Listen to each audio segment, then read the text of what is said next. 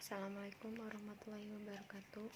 Perkenalkan, nama saya Nurul Fajriah dengan NIM 2021061358.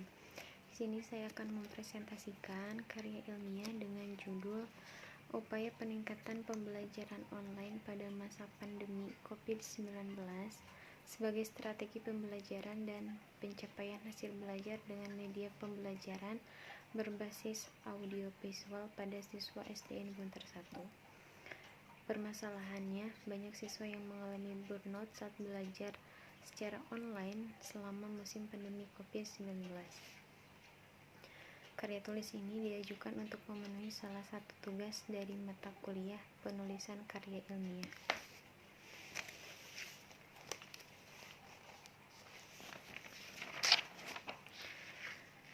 Di sini ada kata pengantar, lalu daftar isi, lalu ada bab 1 pendahuluan. Latar belakang masalah. Era revolusi industri menjadi isu akhir-akhir ini, bahkan menjadi isu internasional. Era di mana keterampilan dan kepemimpinan seseorang menjadi kemampuan untuk bertahan dalam era transformasi teknologi yang begitu cepat. Era yang mempengaruhi seluruh sudut kehidupan termasuk pendidikan. Kemajuan pendidikan menjadi tolak ukur atau ujung tombak kemajuan bangsa, karena lewat pendidikan kita dapat meningkatkan kemampuan sumber daya manusia. Ancaman wabah virus corona tengah dihadapi bangsa Indonesia. Permasalahan besar yang mencakup skala bidang dan aspek kehidupan mulai dari tahun 2019 hingga sampai saat ini, dan telah mewabah ke seluruh penjuru dunia, salah satunya yaitu Indonesia. Berbagai kebijakan pemerintah untuk mencegah dan memutuskan mata rantai virus tersebut seperti anjuran social distancing sampai dengan WFH. Selain itu, ada beberapa daerah yang mengambil kebijakan untuk meliburkan siswa dari tingkat PAUD sampai dengan perguruan tinggi untuk mencegah penyebaran virus tersebut. Himbauan dari pemerintah sesuai dengan protokol kesehatan, semua kegiatan sekolah harus ditiadakan dan anak-anak belajar dari rumah. Dan semua guru harus bekerja di rumah dengan penerapan work from home atau WFH.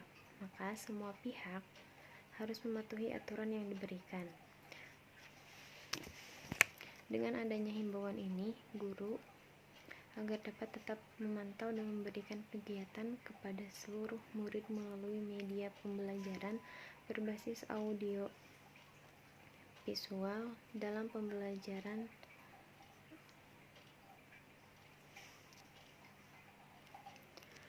sebuah tantangan bagi guru pendidikan sekolah dasar yang selama ini jarang dan tidak pernah menggunakan media pembelajaran berbasis audio visual atau daring untuk kegiatan proses belajar dan mengajar dengan menggunakan media seperti WhatsApp, Zoom, Edmodo, Google Classroom.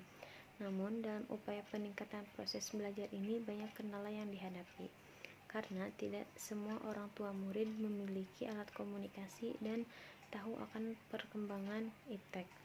Rata-rata orang tua murid ketika diberikan tugas dari guru, kebanyakan banyak yang tidak bisa menggunakan handphone.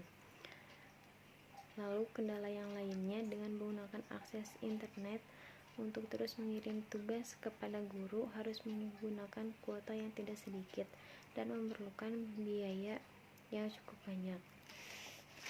Ditambah lagi semakin lamanya jangka waktu untuk libur dan terus belajar di rumah menyebabkan para peserta didik, khususnya anak-anak, menjadi tidak fokus untuk belajar. Bahkan banyak anak-anak ketika diberikan tugas tidak mengerti dan merasa stres karena banyaknya tugas yang kurang dimengerti, karena untuk menjelaskan materi tersebut terkendala dengan peraturan pemerintah yang melarang adanya bertatap muka.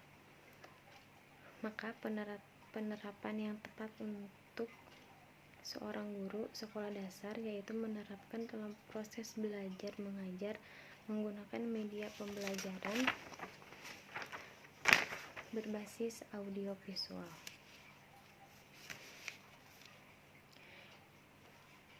Identifikasi masalah. Yang ke-1 yaitu meningkatkan kadar interaksi pembelajaran antara peserta didik dengan guru. Yang kedua, memungkinkan terjadinya interaksi pembelajaran media pembelajaran. Yang ketiga, mempermudah dalam penyempurnaan dan penyimpanan materi pembelajaran dalam menggunakan media pembelajaran berbasis audio visual.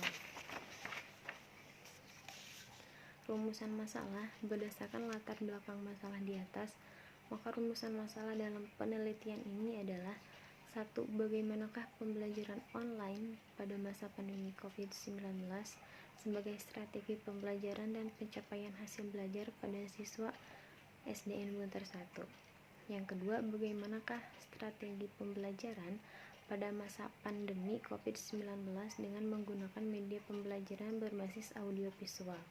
Yang ketiga, bagaimana hasil belajar pada masa pandemi COVID-19 pada siswa SDN Buntar 1.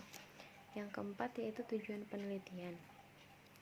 Yang ke-1 yaitu untuk mengetahui peningkatan pembelajaran online pada masa pandemi COVID-19 sebagai strategi pembelajaran. Yang kedua, untuk mengetahui strategi pembelajaran pada masa COVID-19 kepada siswa. Yang ketiga, untuk mengetahui hasil belajar pada masa pandemi COVID-19 pada siswa SDN Buntar 1. Yang kelima yaitu manfaat penelitian. Manfaat penelitian yaitu dibagi menjadi 2.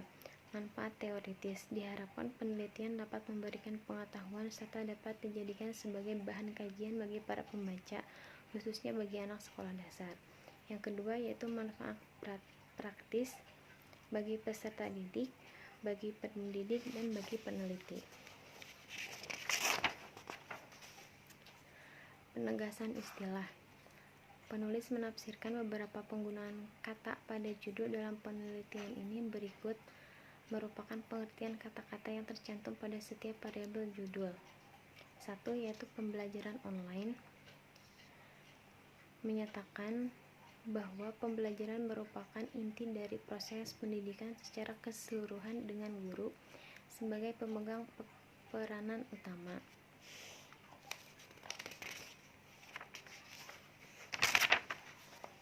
Yang kedua yaitu strategi pembelajaran, yaitu sarana bersama dengan tujuan jangka waktu yang hendak dicapai. Yang ketiga yaitu capaian hasil belajar. Pengertian hasil belajar ialah suatu akumulasi pembelajaran yang diperoleh siswa selama proses pembelajaran.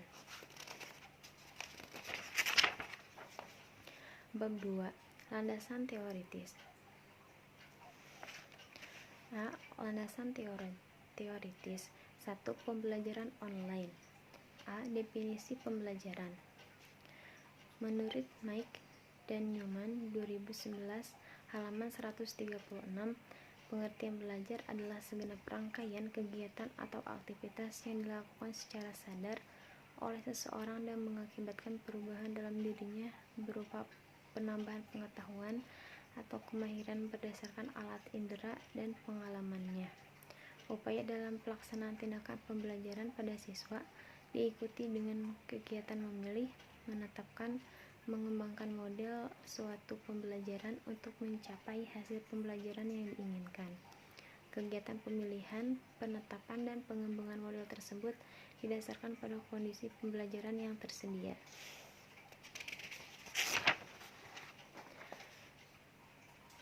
Prinsip-prinsip pembelajaran, yaitu melibatkan sejumlah komponen dalam kegiatannya. Komponen-komponen tersebut bertujuan untuk mencapai suatu standar akhir yang diinginkan, yaitu kompetisi minimal yang seharusnya dimiliki oleh seseorang lulusan pada jenjang pendidikan tertentu.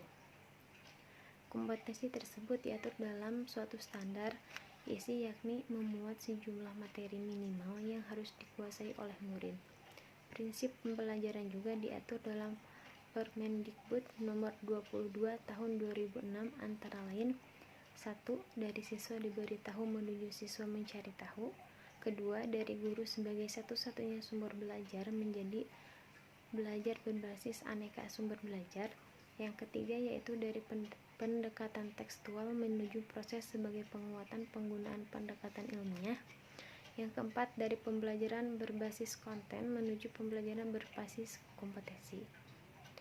Dari pembelajaran parsial menuju pembelajaran terpadu. Dan yang keenam, dari pembelajaran yang menekankan jawaban tunggal menuju pembelajaran dengan jawaban yang kebenarannya multidimensi.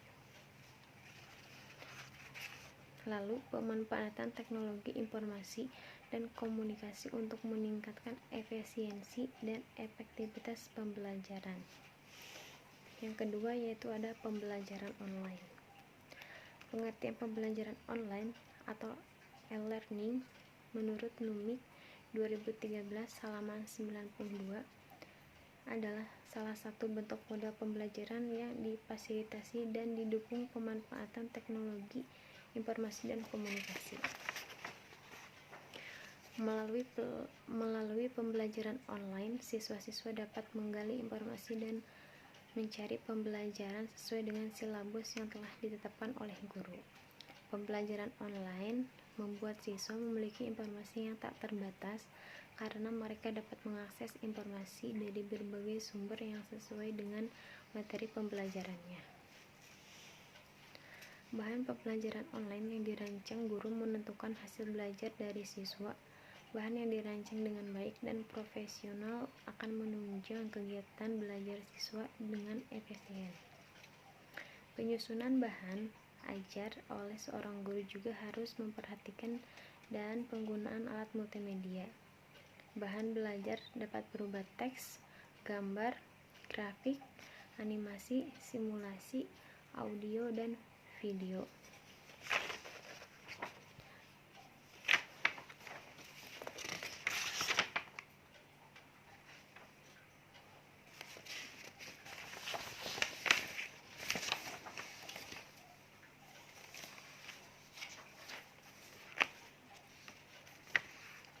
Menurut Hamdan Hussein, pada penerapan audiovisual pembelajaran atau mata kuliah dalam hal ini menerapkan video untuk siswa sekolah dasar yang dapat dilakukan dengan 4 tahap, antara lain tahap pra-produksi atau persiapan, yaitu menganalisis tujuan dan materi pembelajaran,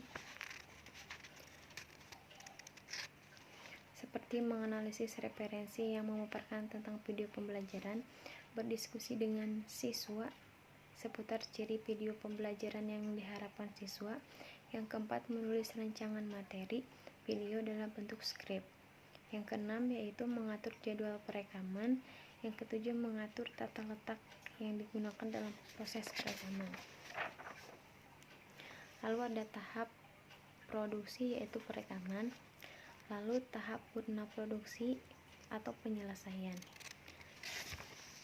Lalu ada tahap implementasi, yaitu sebagai pembelajaran yang dia belajar pada masa pandemi COVID-19 ini dapat dilakukan dengan cara membagikan video tersebut melalui WhatsApp grup kelas.